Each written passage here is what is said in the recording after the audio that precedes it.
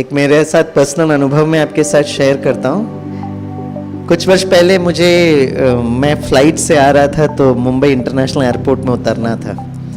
मेरा प्रोग्राम ऐसा बना था कि एयरपोर्ट में उतरना है और फिर वहीं से बांद्रा टर्मिनस से ट्रेन पकड़कर आगे की यात्रा जाना था। तो फ्लाइट डिले हो गई थी। तो जब हम मुंबई पहुंचे तो रात के 11:30-12 बज गए थे और मुझे बहुत जल्दी वो ट्रेन पकड़नी थी। तो मैं फ्लाइट से उतरते ही साथ जब लगेज में गया और लगेज का जो अपना कलेक्ट किया और फिर मैं वो लगेज लेकर, क्योंकि जल्दी ट्रेन पकड़नी थी और समय बहुत कम था मेरे पास, तो मैं बाहर जैसे ही आया और मैं वो टैक्सी काउंटर में पहुंचा तो टैक्सी काउंटर को इस भाई ने कहा कि आज पूरा टैक्सी स्ट्राइक पर है। तो हमने कहा भाई हम कैसे जाएंगे अभी? बोला देखिए कोई ऑटो वोटो मिल गया लेकिन आज टैक्सी काम नहीं कर रहा है। तो हम लगेज लेके जब भागे और जैसे एयरपोर्ट का पूरा बाहर नहीं निकले लेकिन जैसे उस गेट से बाहर निकले तो देखा एक भाई मेरे पास आया और उसने कहा आपको टैक्सी चाहिए? हमने हाँ जी मुझे तो टैक्सी चाहिए। बोले चलिए मेरे पास टैक्सी है। तो मैंने कहा लेकिन अभी तो काउंटर वाले भाई कह रहे थे टैक्सी स्ट्राइक में। बोले नहीं मेरी प्राइवेट टैक्सी है। प्राइवेट टैक्सी तो प्राइवेट टैक्सी भाई, ऑटो कहाँ ढूंढेंगे? तो उसने कहा उसने मेरा बैग ले लिया, मेरे पास लैपटॉप और एक छोटा बैग था। तो बैग लेकर भागने लगा, हम भी पीछे पीछे भागने लगे। अच्छा ये भाग रहे क्योंकि हमें ट्रेन भी पकड़नी थी। और सीढ़ी से उतरे, यहाँ वहाँ से पता नहीं कहाँ से उतर के सीधे मुंबई इंटरनेशनल एयरपोर्ट के वो पार्किंग बेसमेंट में ले गए। और जब वहाँ पहुँचे तो चारों तरफ गाड़ियाँ थी, एकदम सुनसान सन्नाटा। रात के 12:30-1 बजे का टाइम चल रहा था और वो भाग रहे। मैं उसको बार बार पूछ रहा हूँ भाई आपकी टैक्सी है किधर, लेकिन वो सुन ही नहीं रहे, भागते जा रहे हैं। हम भी भाई कि हमें लगा कि वो हमारा बैग लेकर ना भाग जाए तो हम भी भाग रहे थे। और वो क्योंकि मुंबई में ऐसे बहुत कुछ चीज़ घटना हम सुनते भी रहते हैं तो भाई थोड़ा सा ध्यान रखना भी ज़रूरत है। और देखा तो एक टैक्सी खड़ी थी और टैक्सी जैसे ही पहुंचा उसने डिक्की खोला और अब मेरा लगेज डाल दिया, बंद कर दिया उसने और बोला बैठो। तो मैंने दरवाजा खोला और मैं भी बैठा। तो मैं बैठा तो देखा एक भाई ऑलरेडी वहां बैठे हुए थे।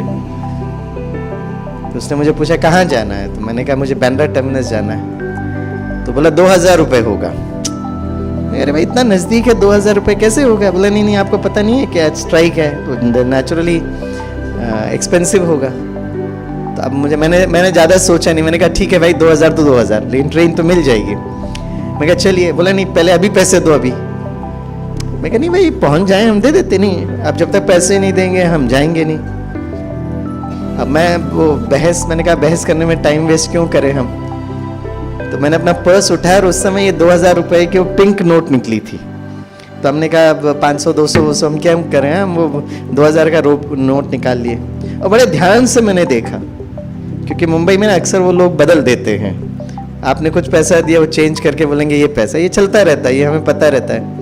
तो हमने बहुत ध्यान से देखा 2000 रुपये का नोट है। उस भैया को बोला देखो 2000 रुपये नोट दे रहे हैं हम ना, ताकि वो फिर बाद में 2000 रुपये का नोट दिया। और उसने वैसे ही किया, टक करके चेंज कर दिया और बोला देखो आपने 100 रुपये का नोट दिया। मैंने कहा मैं आपको दिखा के दिया था, मैंने ध्यान दिया था।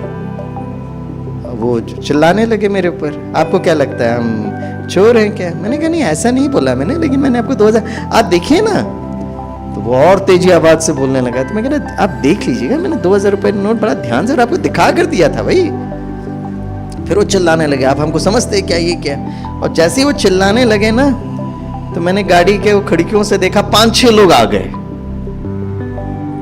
सब लोग क्या हुआ, सब लोग मेरे ऊपर जैसे चिल्ला रहे हैं। अब मुझे उस समय समझ में आ गया कि मैं फंस गया हूँ। ड्रामा का ये सीन है भाई, है ना। तो मैं उसको समझा रहा हूँ, सुनने को तैयार ही नहीं और चिल्ला रहे।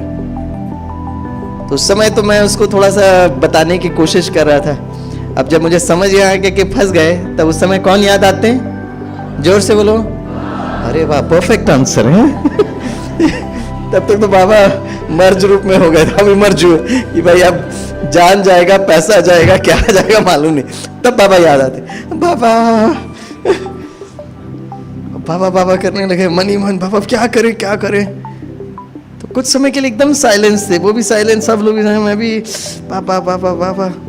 जब बाबा याद हुए मैंने कहा एक और बार समझाते हैं। मैंने बहुत प्यार से कहा भैया जैसे ही मैंने बोला ना तो ड्राइवर पीछे फिर से अपना गर्दन टर्न करके मुझे देखा। जैसे ही मुझे देखा इमीडिएटली वो कहता है मैं जल रहा हूँ, मैं जल रहा हूँ, मैं एकदम जल रहा हूँ, इसको निकालो, इसको निकालो। अब सारे लोग क्या हुआ क्या हुआ, सबको लगा भाई टैक्सी में आग लगी, कुछ आग वाग नहीं लगा। वो कहते जल रहा हूँ, मैं जल रहा हूँ, इसको निकालो, इसको निकालो।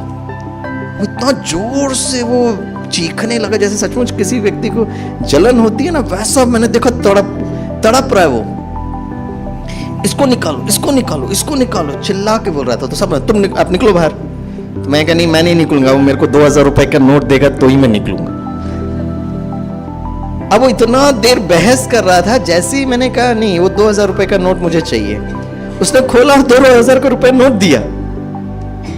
और फिर पता है उस भाई, जिस भाई ने मुझे लेकर आया था, उसको एक और शब्द कहता है, इसको ऑटो में बिठा कर आना,